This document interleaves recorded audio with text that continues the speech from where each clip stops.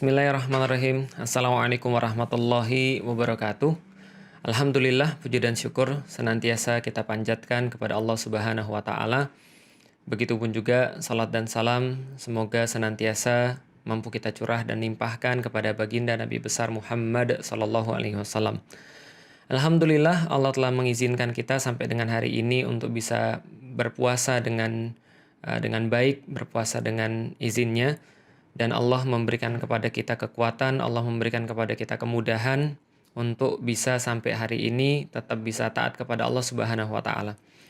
Maka tidak ada kata yang lebih baik daripada bersyukur kepada Allah Subhanahu wa Ta'ala atas segala yang telah Dia sampaikan kepada kita, walaupun kita tidak akan pernah mampu untuk cukup bersyukur kepadanya. Dan mudah-mudahan bagian daripada ketaatan ini adalah sesuatu yang kelak nanti akan menjadi hitungan-hitungan Allah kepada kita kelak nanti di yaumil kiamat, ketika Allah menjumpai kita, maka mudah-mudahan itu adalah hitungan yang baik dan hitungan yang memberatkan kita kepada surganya Allah.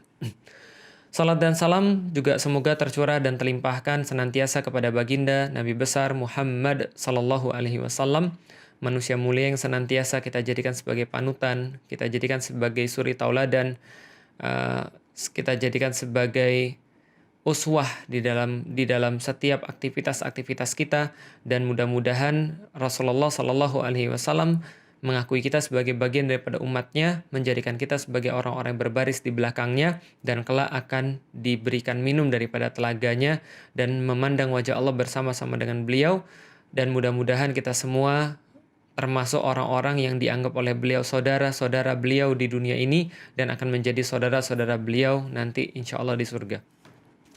Teman-teman sekalian insyaallah dirahmati Allah, selamat datang di last episode dari Ngaji Jomblo. Sudah 16 episode dan saya pikir sudah sangat panjang sekali ini pembahasannya. Saya tidak pikir bahwa jadi sepanjang ini karena kalau biasanya saya menasihati orang-orang yang mau menikah atau orang-orang yang mau memulai ta'aruf, itu paling saya menasihati ya singkat-singkat, tapi mungkin ini episodenya agak panjang karena kita harus memberikan sebuah hal yang detail pada teman-teman sekalian.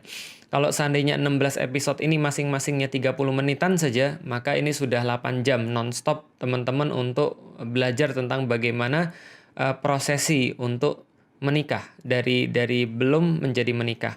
Dan saya pikir seharusnya sudah banyak menjawab pertanyaan teman-teman sekalian. Saya cuma ingin mereview saja teman-teman sekalian dan sedikit menyampaikan seperti apa sih Islam itu nantinya memandang pernikahan. Apakah ini adalah setelah ini nggak ada kajian lagi? Insya Allah ada, hanya saja mungkin bukan ngaji jomblo lagi, tapi kita mungkin coba masuk kepada mungkin ya setelah itu apa yang harus dialami oleh mama-mama dan papa-papa muda. Ya, mungkin itu adalah sedikit pedoman untuk berinteraksi dalam rumah tangga. Insya Allah mungkin beberapa waktu lagi kita akan buat. Tapi hari ini saya ingin memberikan satu gambaran. Jadi saya ingin review. Pertama teman-teman sekalian, dari episode awal yang ingin saya tekankan adalah bahwa seorang muslim ketika dia memandang satu hal yang namanya pernikahan, harusnya dia memandang dengan cara yang berbeda. Dia memandang dengan satu hal yang tidak sama ketika orang yang bukan muslim memandang sebuah pernikahan.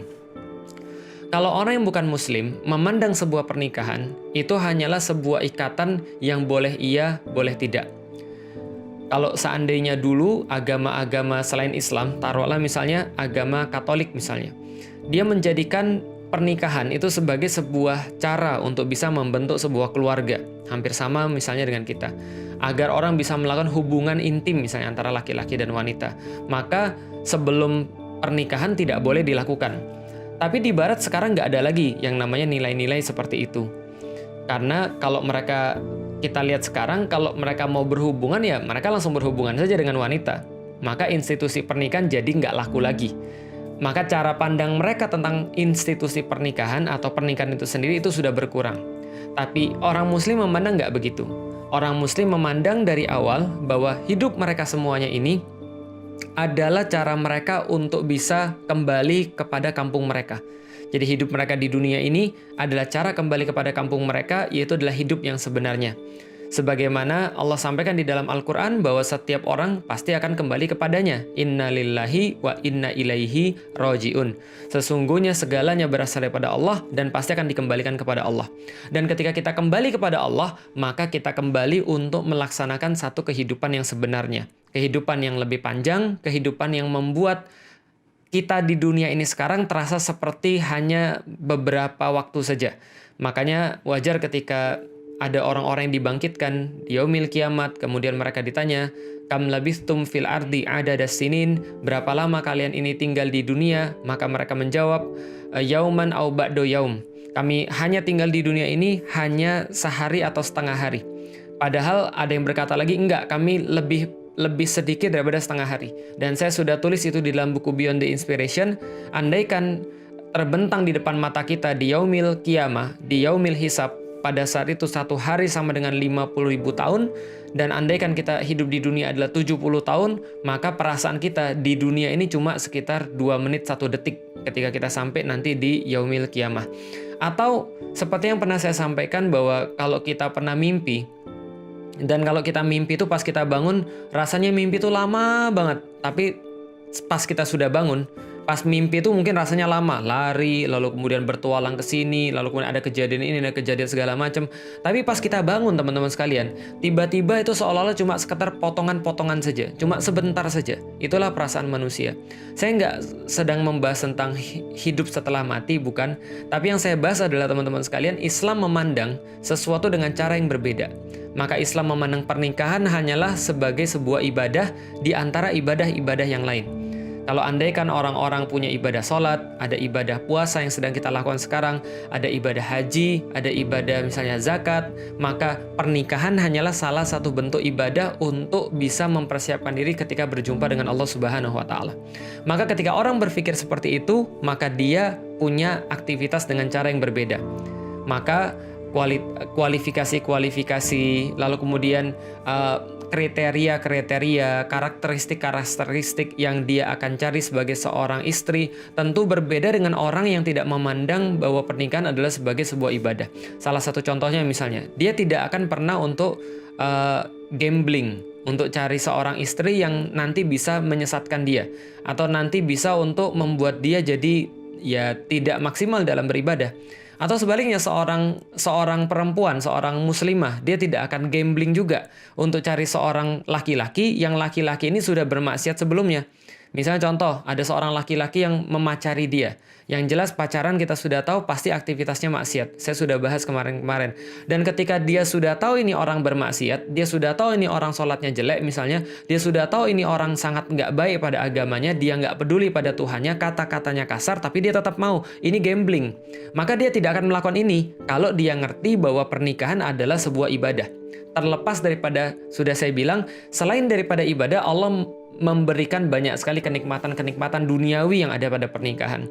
Ada ketenangan di sana, ada rahmah di sana, ada mawaddah di sana, kita sudah bahas. Terlepas itu semua, tapi semua ini adalah bagian daripada ibadah. Seperti sholat, seperti puasa, seperti yang lain-lainnya. Maka ini pandangan seorang muslim. Ketika kriterianya itu sudah juga ditentukan oleh cara pandangnya, maka filter-filter pilihan dia juga sudah ditentukan. Ketika dia memilih, dia akan memilih yang seperti apa. Yang Allah dan Rasul sampaikan, yang menjadi kemudian list-list yang diberikan oleh Allah dan Rasul, dia lebih utamakan, dia lebih prioritaskan. Maka dia juga akan menjalani prosesnya dengan cara yang baik, dengan cara yang Allah dan Rasulnya ridhoi. Kenapa? Karena dia lagi dalam perjalanan mau beribadah. Kalau seorang muslim dalam ibadah dia itu, jalan ke sana aja itu sudah ibadah. Coba, sholat aja misalnya, ada orang mau sholat, dikatakan oleh Rasulullah SAW, orang yang berwudu di rumahnya, kemudian pergi untuk sholat, maka pergi ke masjid untuk sholat, maka dia sudah mendapatkan 25 derajat. Dalam perjalanan saja. Tidak hanya itu, Rasul berkata, setiap langkah kakinya, satu langkah, maka Allah akan menggugurkan dosa-dosanya. Maka satu langkah lagi Allah akan meninggikan derajatnya. Maka ini adalah baru jalan ke sana saja. Apalagi misalnya, kalau ada orang, kata Rasulullah, ketika dia sudah sampai masjid, kemudian dia melihat di situ orang sudah sholat, maka kata Rasulullah, jangan terburu-buru, berjalanlah seperti biasa, jangan malah kita lari, nggak seperti orang zaman sekarang, gitu kan ya. Kalau misalnya dia lihat sudah qomat, malah dia lari karena nggak mau ketinggalan 1 rakaat. Kata Rasulullah, biasa saja. Kenapa? Karena jalannya orang ke masjid itu sudah termasuk kayak sholat. Berarti dia nggak boleh tergopoh-gopoh, nggak boleh terburu-buru. Nah, nikah juga sama. Kalau seseorang tuh sudah memandang bahwa ini adalah bagian daripada ibadah dia kepada Allah Subhanahu wa Ta'ala, maka dia akan merasa bahwa semuanya harus terikat dengan Allah, karena Allah yang menjadi tujuan dia ketika melakukan sesuatu. Nah, ini harus dia paham. Maka dia akan melaksanakan kemudian aktivitas-aktivitas khitbahnya dengan baik, ta'arufnya dengan baik, lalu kemudian berinteraksi dengan baik, nggak pakai kholwat, nggak pakai kemudian sayang-sayangan, nggak pakai kemudian ya modus-modusan dan segala macam. Kenapa? Karena dia lagi beribadah. Jalan menuju pernikahan adalah bagian daripada ibadah. Dan ketika dia menikah pun dia juga melakukannya dengan cara yang baik. Dia melakukannya dengan cara yang Allah ridhoi, dia tidak bermewah-mewahan, dia tidak memberat-beratkan dirinya, tidak menaruh dirinya di dalam fitnah, pakai ngutang dan segala macam. Dia nggak melakukan seperti itu. Nah, ini adalah yang namanya ibadah. Nah, berkaitan dengan ibadah ini, dalam pernikahan saya sedikit menyampaikan saja sebelum nanti saya bahas di pembahasan yang lain tentang kehidupan rumah tangga mamah dan papah muda. Maka saya coba bahas teman-teman sekalian tentang satu ayat, yang ayat ini menjadi pedoman senantiasa bagi seorang laki-laki dan perempuan ketika mereka berinteraksi. Di dalam surat An-Nisa ayat 34, Allah Subhanahu wa Ta'ala berfirman, "Ar-rijalu qawwamuna 'alan nisa." Sesungguhnya laki-laki itu adalah qawwamnya perempuan, adalah qawwamnya perempuan. Jadi laki-laki di sini tidak terbatas laki-laki manapun. Allah tidak berkata bahwa suami adalah qawwam bagi perempuan, tapi Allah berkata semua laki-laki adalah qawwam bagi perempuan. Semua laki-laki adalah qawwam bagi perempuan. Para ulama tafsir mengatakan qawwam ini ada kekaitannya dengan masalah penguasaan, ada kaitannya dengan masalah kepemimpinan, ada kaitannya dengan masalah pengurusan. Qawwam sendiri asal katanya adalah qoma, yang artinya berdiri, yaitu adalah lawan kata daripada dia duduk atau istirahat. Maka ketika seseorang berdiri, artinya dia tidak duduk, dia tidak istirahat.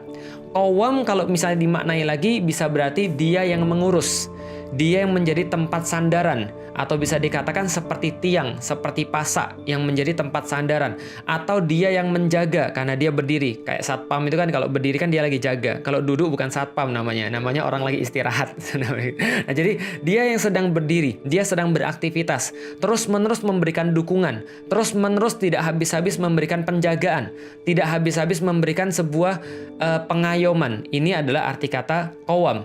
Jadi ketika dikatakan ar-rijalu qawwamuna 'alan nisa, maka Allah berkata pada laki-laki, kalau kamu sudah sampai pada satu fase yang namanya fase pernikahan, maka kamu harus tahu ibadah seorang laki-laki dalam sebuah pernikahan adalah ibadah ketika dia melakukan sebuah proses penjagaan terhadap perempuan, sebuah proses support terhadap perempuan, sebuah proses untuk memimpin perempuan, mendidik perempuan, mengurusnya agar dia menjadi lebih baik, atau setidaknya sama baiknya sebagaimana dulu dia diurusi oleh bapaknya. Maka ini sebuah tanggung jawab yang sangat besar. Jadi ini bukan keuntungan, tapi juga sebuah tanggung jawab yang sangat besar yang Allah berikan pada seorang laki-laki. Maka ingat, ketika kita menyalami bapaknya, lalu kemudian kita berkata, bapaknya berkata, saya nikahkan anak saya ini, binti ini kepada si Fulan bin Fulan dengan mas kawin sekian, dibayar tunai. Lalu kita katakan, saya terima nikahnya, lalu kemudian ini binti ini dengan mas kawin ini dibayar tunai. Maka saat itulah terjadi perpindahan tanggung jawab. Karena adalah bapaknya yang menjadi qawwamnya dia sebelum dia menikah, sekarang berpindah menjadi kita, menjadi seorang laki-laki yang menjadi qawwamnya perempuan ketika kita sudah menikahinya. Bahkan kita punya tugas-tugas tambahan. Karena nanti dia bukan hanya menjadi seorang putri bagi bapaknya seperti dulu, tapi dia menjadi seorang istri daripada seorang suami, dia bisa jadi menjadi seorang ibu daripada anak-anaknya, dan dia bisa menjadi seorang muslimah bagi kemudian masyarakatnya. Dan semua itu laki-laki nanti yang menjadi qawwam. Maka laki-laki pastikan dia punya kualitas-kualitas menjadi seorang qawwam, menjadi seorang supporters, menjadi seorang pelindung, menjadi seorang apalagi yang terus-menerus diharapkan. Jadi seolah-olah gini, kalau seandainya kita lagi lagi gempa, apa yang orang katakan kalau lagi gempa cari tiang yang paling kuat, duduk di dekat tiang sana. Kenapa? Kalau seandainya seluruh bangunan jatuh, itu seharusnya tiangnya nggak jatuh. Ini adalah yang kita bisa lihat dengan kata-kata qawam. Maka sama seperti kehidupan perempuan, andaikan seluruh dunia ini bisa runtuh, maka suaminya akan senantiasa ada di sana untuk dia. Maka dia senantiasa bisa untuk menemukan suaminya kapanpun dia inginkan dan kapanpun dia memiliki masalah, kapanpun dia memiliki sesuatu untuk diselesaikan. Ini yang disebut dengan ar-rijalu qawwamuna 'alan nisa. Bima fadalallahu ba'dahum 'ala ba'din. Karena Allah telah melebihkan sesuatu dibandingkan dengan sesuatu. Allah telah melebihkan sebagian dibandingkan dengan sebagian.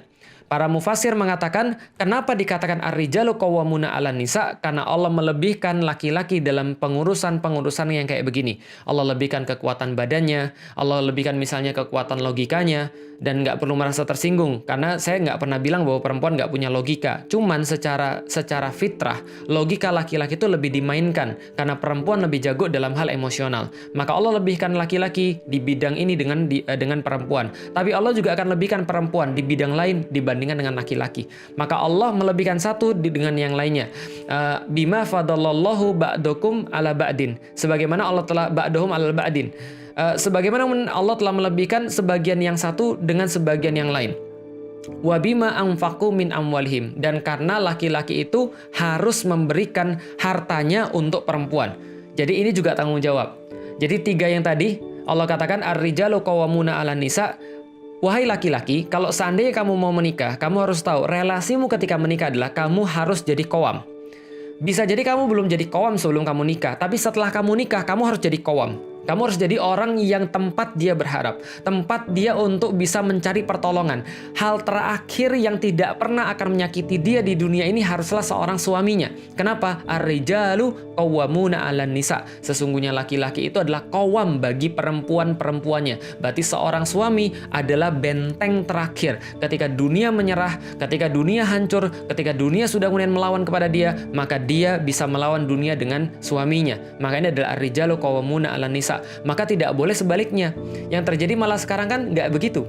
Yang terjadi sekarang bisa jadi adalah justru kadang-kadang laki-laki itu suka sekali menyulitkan perempuannya, suka sekali menyulitkan istrinya.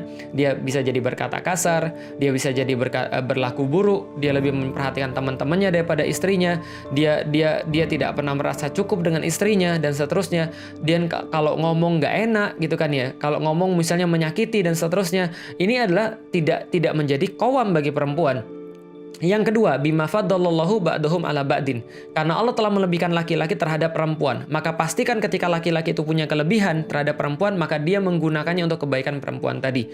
Lalu kemudian wa bima anfaqu min amwalihim. Karena laki-laki itu harus mengeluarkan harta untuk perempuan. Maka perempuan-perempuan itu tidak menjadi kewajibannya untuk mengeluarkan harta. Maka laki-laki yang harus mengeluarkan harta untuk perempuan. Maka menafkahi istri adalah kewajiban suami, bukan sebuah hal yang harus dibanggakan. Jadi seorang laki-laki nggak boleh bilang begini sama istrinya, kamu itu ya nggak tahu diri, saya tuh sudah ngasih makan kamu tau nggak, kamu nggak tahu balasannya. Salah Pak, bukan begitu cara ngomongnya. Tapi itu adalah sebagai sebuah kewajiban. Yang kalau itu tidak terjadi, maka itu ada sesuatu yang masalah. Tapi kalau kewajiban itu dilakukan, menurut orang-orang Arab, la syukron alal wajib. La syukron alal wajib. Tidak ada terima kasih dalam sesuatu yang bersifat wajib. Jadi artinya adalah ketika perempuan ini pun ketika laki-laki ini pun menafkahi perempuan itu, maka dia tidak usah mention lagi. Kenapa? Itu kewajiban dia. Yang kalau dia tidak lakukan malah jadi masalah. Ketika dia lakukan, itu wajar. Karena la syukron alal wajib. Tidak ada terima kasih dalam perkara-perkara yang bersifat wajib. Contoh misalnya, kita itu sholat sama Allah itu sudah kewajiban. Jadi kalau kita melakukan sebuah kewajiban, ya kita tidak perlu merasa bangga. Tapi kalau misalnya, contoh kita melakukan hal-hal yang sunnah misalnya. Melakukan hal-hal yang misalnya yang boleh, tapi melakukan hal dengan cara yang bagus misalnya. Nah itu baru bisa jadi kita mungkin merasa, wah ini kayaknya ada efek tertentu. Ada sesuatu tambahan. Itu boleh. Tapi kalau dalam kewajiban ya sudah, laki-laki memang wajib untuk memberikan nafkah pada wanita. Wa bima anfaqu min amwalihim. Maka sesungguhnya laki-laki itu sudah memberikan hartanya bagi wanita. Itu adalah dalil bagi laki-laki. Ada 3 tadi. Yang pertama adalah dia harus menjadi qawwam. Yang kedua, dia lebih daripada wanita dalam hal-hal tertentu dan harus dipergunakan untuk kebaikan perempuan. Yang ketiga adalah karena dia wajib memberikan nafkah bagi istrinya. Itu dalil bagi suaminya. Lalu kemudian berikutnya dalil bagi istrinya dalam ayat yang sama. Fassalihatu qanitatun hafizatul lil ghaib bima hafizallah. Maka Allah lanjutkan, fasolihat, maka sesungguhnya ketika laki-laki sudah melakukan porsinya itu, dan laki-laki yang disuruh diminta duluan, kenapa? Karena inisiatif itu harus dari laki-laki, inisiasi itu harus dari laki-laki, maka Allah katakan, karena itulah perempuan-perempuan, malah Allah bukan katakan perempuan, Allah langsung katakan, fasolihatu, bukan pakai kata nisa, tadi kan rijal, ini kan harusnya nisa, tapi Allah tidak pakai kata nisa, fasolihatu, maka yang solehat itu. Maka solihah itu. Ketika suami sudah melakukan ketiganya, maka seharusnya mereka sudah langsung otomatis jadi solihah. Maka Allah tidak mengatakan maka perempuan-perempuan itu. Tidak, tapi fasolihatun. Maka hendaknya perempuan di rumah itu, maka hendaklah istrinya menjadi perempuan yang solihah. Apa itu perempuan yang solehah? Ya solehah itu yang beragama. Solehah itu ya yang baik. Tapi sebenarnya solehah bisa kita kembangkan lagi. Solehah itu adalah asal katanya islah, memperbaiki. Artinya dia senantiasa bisa memperbaiki. Dia senantiasa bisa menjadi sumber perbaikan bagi laki-laki, bagi suaminya. Gampangnya begini. Rusak itu ada dua.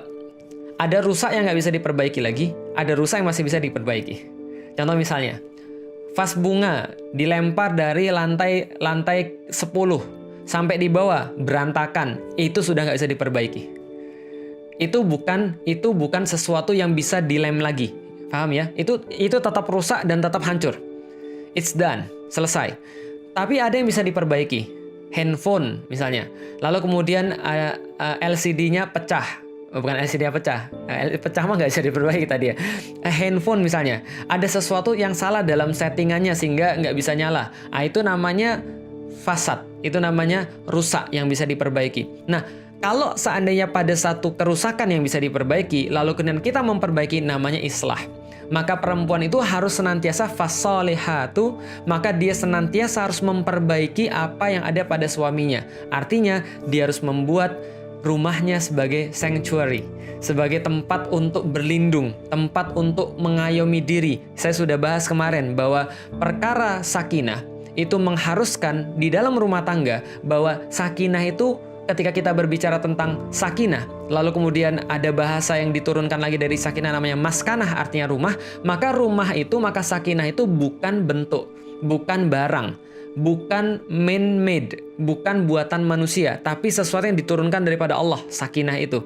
Nah, dan itu yang namanya rumah, yang namanya sakinah, itu bukan fisik, tapi istrinya itulah yang namanya sakinah. Sebuah keadaan hati, sebuah keadaan jiwa, sebuah keadaan diri. Ketika kita menghadapi istri kita, lantas kita merasa sangat tenang ketika bertemu dia, nyes ketika bertemu dia, adem ketika bertemu dia. Inilah yang terjadi harusnya pada istri. Maka Rasulullah Shallallahu Alaihi Wasallam ketika mendapatkan wahyu yang pertama, sudah pernah saya sampaikan, bertemu dengan Khadijah, itu dikatakan bahwa beliau berkurang setengah kekhawatirannya. Padahal bayangin ngelihat Jibril dalam bentuk aslinya, tiba-tiba ketemu istrinya langsung saat hilang semuanya, gitu kan ya. Kalau kita ketemu istri saat hilang semuanya dompet, gitu kan ya. Enggak, maksudnya ini adalah yang namanya fasolihat. Dia senantiasa menenangkan. Maka ketika laki-laki pulang ke rumah, taruhlah misalnya dia di kerjaannya lagi ada kerjaan banyak, di kantornya lagi ada tuntutan yang banyak, bosnya marah-marah terus, kerjaannya nggak selesai-selesai, targetnya belum dapat. Ketika dia pulang ke rumah, mungkin bicaranya agak sedikit kasar. Ya jangan ditanggepin. Maka seorang istri harus menjadi fasolihat. Maka dia harus menjadi yang membenahi. Lalu kemudian, ya dia nggak boleh berkata kasar. Dia nggak boleh kemudian balas, kamu balik-balik langsung ngomel aja. Kamu tahu nggak sih aku juga susah di rumah? Ya jangan kayak gitu. Tapi coba difahami. Kira-kira bisa apa? Mau dipijitin atau mau teh hangat dulu atau apa? Fasolihatu artinya adalah dia senantiasa terus-menerus untuk menjadi sumber perbaikan. Karena laki-laki itu ibarat api dan perempuan itu ibarat air. Dia senantiasa bisa ngademin. Dan ingat teman-teman sekalian, dalam banyak kasus laki-laki itu senantiasa bisa tunduk pada wanita. Laki-laki secara default itu bisa menundukkan wanita. Dan wanita secara default ketika dia sudah menikah, dia bisa menundukkan laki-laki secara default dengan sifat keibuannya, dengan sifat kemudian lemah lembutnya. Dan lemah lembut itu bukan sebuah keburukan, tapi sebuah kekuatan, teman sekalian. Nah, maka ini adalah fasolihatu qanitatun. Selain dia juga soleh, dia memperbaiki kemudian senantiasa, dia menjaga rumah tangganya, maka dia juga orang-orang yang senantiasa beribadah pada Allah Subhanahu wa taala. Perempuan-perempuan yang senantiasa menjadikan Allah sebagai sebagai yang nomor satu. Maka ini yang terjadi pada rumah. Fassolihatu qanitatun. Karena kita tidak bisa mengharapkan seseorang itu menjadi soleh saja, menjadi memperbaiki saja kalau dia tidak bisa beribadah pada Allah. Maka standar apa yang dia gunakan? Saya sering cerita bahwa saya bisa sama istri saya sampai dengan sekarang masih bisa di dalam satu institusi pernikahan karena kita punya satu standar yang sama. Standarnya apa? Allah Subhanahu wa Ta'ala. Ketika kita berlainan pendapat dalam satu hal, maka kita coba untuk merujuk, ya Allah, kira-kira kami harus gimana? Kira-kira kami harus berbuat apa? Kira-kira kami harus melakukan apa? Maka kalau perempuan harus dilakukan begini, dia akan melakukan itu bukan hanya karena dia sayang sama suaminya, tapi karena dia taat pada Allah Subhanahu wa Ta'ala. Karena teman-teman tahu, sehebat apapun sakofah seseorang, sehebat apapun ilmu agama seseorang, sehebat apapun kemampuan orang dalam agama, tapi ketika dia sudah marah sama istrinya atau istrinya marah kepada dia, maka yang bermain bisa jadi cuma kecerdasan emosional. Maka yang bermain adalah bukan hanya ilmu, tapi gengsi. Nah, ketika gengsi itu, mau nggak dia untuk menyerahkan gengsi itu kepada Allah? Mungkin di saat itu dia merasa suaminya menyebalkan atau istrinya menyebalkan, tapi dia merasa tetap Tuhan kita adalah Allah. Maka aku berbuat begini nih, aku minta maaf sama kamu nih, bukan karena kamu aja, tapi aku berbuat begini karena Allah. Harus ada sesuatu yang menjadi patokan. Wa qanitatun, solihatun qanitatun. Ini adalah solihat, fasolihatu qanitatun. Dan perempuan-perempuan yang soleh itu, dan mereka juga yang senantiasa beribadah pada Allah, hafizatul lil ghaib, dan mereka senantiasa menjaga. Menjaga apa? Menurut para mufassir, menjaga yang gaib. Menjaga sesuatu ketika suaminya nggak ada. Apa yang dijaga? Yang dijaga adalah kehormatan suaminya dan harta suaminya serta kemuliaan suaminya. Dengan cara menjaga kehormatan dirinya dan menjaga kemuliaan dirinya. Dia nggak minta orang masuk kalau suaminya nggak suka. Ketika misalnya ada yang bertamu dan itu adalah laki-laki yang kemudian suaminya nggak suka, dia nggak boleh. Dan ya memang nggak boleh juga kalau saya berkholwat. Kalau seandainya ada sesuatu yang suaminya nggak suka, dia nggak lakukan. Suaminya nggak suka dia pergi ke tempat sesuatu, dia juga nggak lakukan. Suaminya nggak senang ketika dia berlaku sesuatu, dia nggak lakukan. Contoh misalnya, istri saya bilang pada saya, ini contoh, dan sekali lagi suami berbeda-beda. Dan kalau saya secara pribadi, saya pernah ditanya sama istri saya, Abi, gimana kalau seandainya nanti Umi ikut bareng-bareng sama teman-teman untuk habis nganterin sekolah anak-anak, lalu kemudian ada makan-makan. Saya bilang enggak, karena itu bukan gaya hidup kita. Itu bukan lifestyle kita. Jadi jangan lakukan karena saya nggak suka. Saya nggak mau kamu termasuk orang-orang yang ngumpul di antara ibu-ibu dan kemudian melakukan hal itu dan itu keterusan. Saya nggak mau. Saya maunya kamu setelah ngantar anak-anak, ya kamu pulang. Setelah kamu pulang, kamu siapin kemudian apa yang menjadi kewajibanmu di rumah. Karena kalau saya pulang ke rumah, sebaiknya kamu ada. Itu bukan ancaman, tapi itu adalah sebuah pengibaan. Kenapa? Karena kalau saya pulang, dia nggak ada, saya galau. Karena sudah saya sampaikan, sakinah itu adalah lawannya galau. Sakinah itu lawannya bimbang. Sakinah itu adalah lawannya bergejolak. Sakinah itu lawannya ya hampa. Itu lawannya sakinah. Maka saya nggak mau. Karena saya maunya sakinah, maka dia harus menjadi fasolihatu qanitatun hafizatul lil ghaib. Maka dia harus menjadi orang yang menjaga. Apa? Menjaga segala sesuatu yang tidak disukai oleh suaminya. Karena kenapa? Karena suaminya sudah melakukan porsinya dia, maka dia pun melakukan porsinya dia. Oke teman-teman sekalian, jadi ini adalah satu prinsip yang perlu saya sampaikan. Dan ini prinsip ini penting sekali. Dan ini bukan hanya prinsip dalam rumah tangga sebenarnya, tapi prinsip menjadi seorang muslim. Dan ini sangat berpengaruh dalam rumah tangga dan menjadi semacam rahasia dalam rumah tangga juga. Jadi gini teman-teman sekalian, Islam itu menurunkan Al-Quran untuk menjadi petunjuk bagi manusia. Bukan untuk nunjuk orang lain. Bukan untuk Anda gunakan untuk mengintimidasi orang lain. Karena Anda tidak mengatur manusia. Anda nggak berhak mengatur manusia, sebagaimana Anda nggak berhak mengatur saya, dan saya pun nggak berhak mengatur teman-teman sekalian. Maka dari tadi yang kita sampaikan adalah bagaimana ayat Allah mengatur kita. Berarti kita harus menempatkan Al-Quran ini menjadi pengatur daripada manusia. Maka jangan kita sama sekali gunakan ayat Al-Quran ini kecuali adalah menunjuk kepada diri kita sendiri. Dan seringkali yang terjadi di masyarakat sebaliknya. Kita seringkali nunjuk orang lain dengan satu dalil. Atau ibaratnya, make satu dalil tidak dengan peruntukannya. Contoh, orang yang ngutang, itu make dalil yang ngutangin untuk bisa mendapat keuntungannya sendiri. Contoh misalnya, ada orang ngutang, lalu kemudian ditagih. Lalu kemudian yang ngutang bilang, loh, bukankah di dalam Islam itu kamu disuruh untuk menangguhkan saya lagi, memberikan tangguh, manjangin lagi kemudian kredit saya, manjangin lagi kemudian utang saya. Kan kamu kan kalau manjangin kamu dapat pahala. Itu salah, itu bukan dalilnya dia. Itu dalilnya orang yang ngutangin. Yang ngomong kayak gitu harusnya orang yang ngutangin. Dan orang yang ngutangin, make dalilnya adalah dalilnya yang ngutang. Misalnya lagi dia bilang, oh enggak, dalam Islam enggak gitu. Dalam Islam itu justru kalau kamu mati dan kamu tetap masih utang sama saya, kamu nggak bisa masuk surga. Dan kalau orang punya utang itu, dia bisa kehilangan kehormatan kata Rasulullah. Maka saya bisa aja maki kamu karena kamu punya utang pada saya. Itu bukan dalil bagi orang yang ngutangin, tapi itu dalil bagi orang yang penghutang. Oke, coba lihat lagi. Kedua orang tua seringkali make dalil anaknya. Contoh misalnya, dia bilang gini sama anaknya, kamu itu nggak bersyukur, saya tuh sudah ngelarin kamu loh. Saya ngelarin kamu itu ya, berdarah-darah, robek daging saya. Darah saya tuh mengucur, sakitnya minta ampun. Cuma untuk melihat kamu tuh kayak sekarang, bantah luar biasa. Nggak pernah ada berbaktinya sama orang tua. Kualat kamu itu, nggak pernah berbakti sama orang tua. Itu bukan dalil kamu orang tua. Itu dalil anaknya. Anaknya harus mikir kayak gitu. Orang tua saya sudah pecah, kemudian darah sudah pecah, kemudian robek dagingnya. Darahnya kemudian mengucur, kesakitan luar biasa, mempertaruhkan nyawa. Masa sih aku nggak mau kemudian untuk memenuhi panggilan dia? Misalnya, itu dalil bagi anaknya, bukan dalil bagi orang tuanya. Tapi anaknya pakai dalil orang tuanya. Kamu itu salah mikir, Mak. Yang benar adalah saya itu amanah kamu. Saya nggak pernah minta dilahirin sama kamu. Kamu itu adalah ketika melahirkan saya, kamu tuh nambah amanah kamu. Lah kalau kamu itu tidak bisa mempertanggungjawabkan amanah kamu di depan Allah, ingat loh, pertanggungjawabannya berat nanti di hari kiamat. Ketika seorang anak-anak tidak diperhatikan sama orang tuanya ditanya oleh Allah. Salah. Itu dalil bagi orang tuanya, bukan dalil bagi kamu, gitu kan ya. Ini penempatan dalil yang salah. Sama seperti laki-laki dan perempuan.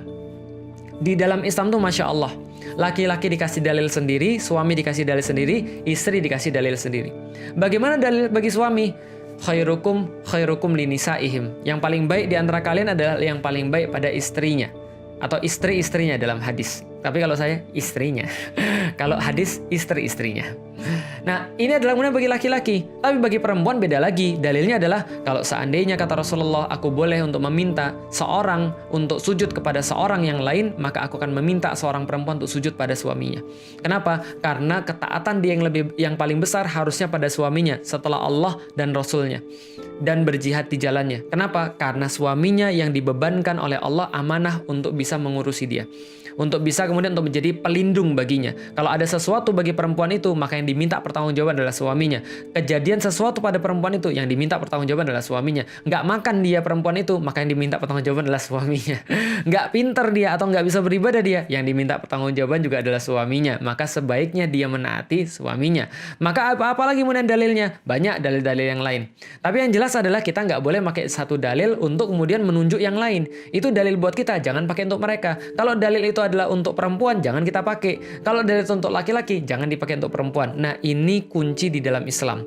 Maka kalau kita sudah bahas tadi, bagi laki-laki adalah ar-rijalu qawwamuna 'alan nisa, maka inilah tugas laki-laki harus dia laksanakan. Dan bagi tugas perempuan, fasalihatu qanitatun hafidhatul lil ghaib, maka itu adalah dalil buat dia, dan jangan kemudian dia gunakan dalil itu buat laki-laki. Jadi jangan sampai seorang perempuan bilang gini, kamu itu kan memang sudah seharusnya menafkahi saya, kenapa kamu itu rese banget?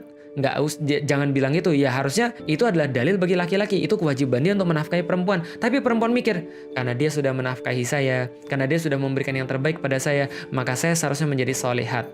Bagi laki-laki jangan ngomong, kamu tuh harusnya jadi solehat dulu. Aku tuh nafkahi orang. Memang betul aku wajib menafkahi orang. Tapi kan yang wajib dinafkahi yang solehat. Kamu kan nggak solehat. Nggak boleh juga gitu. Itu bukan dalil antum. Maka rumah tangga akan berada dalam kebaikan selama kita sama-sama menempatkan diri menjadi hamba Allah Subhanahu wa Ta'ala. Bukan menempatkan diri menjadi pengontrol daripada yang lainnya, atau pengendali daripada yang lainnya, atau yang menguasai daripada yang lainnya. Karena cukup Allah yang menguasai kita. Cukup Allah yang kemudian membolak-balikkan hati kita. Sedangkan kita hanya melakukan yang terbaik yang Allah perintahkan kepada kita. Kalau Allah perintahkan untuk ngurusin perempuan, kita urusin. Kalau Allah perintahkan untuk bisa melindungi perempuan, kita lindungi. Kalau Allah perintahkan kita untuk menafkahi perempuan, kita nafkahi. Dan itu adalah kewajiban yang Allah perintahkan, bukan karena perempuan itu saja. Bukan karena karena istri itu saja, tapi karena Allah Subhanahu wa Ta'ala. Nah, maka ini yang harus kemudian kita siapkan ketika sebelum pernikahan.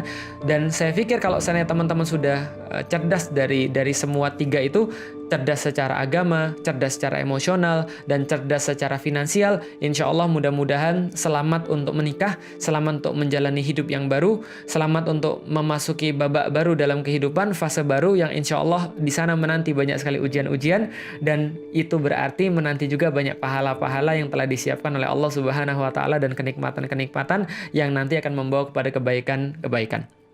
Baik, makasih teman sekalian. Insya Allah nanti besok kita akan adakan semacam tanya jawab kalau jadi. Nanti saya akan, tadi saya sudah lihat banyak sekali yang sudah bertanya, tapi mohon maaf saya nggak bisa jawab ketika lagi live begini karena saya ada satu materi yang harus saya sampaikan pada teman-teman sekalian.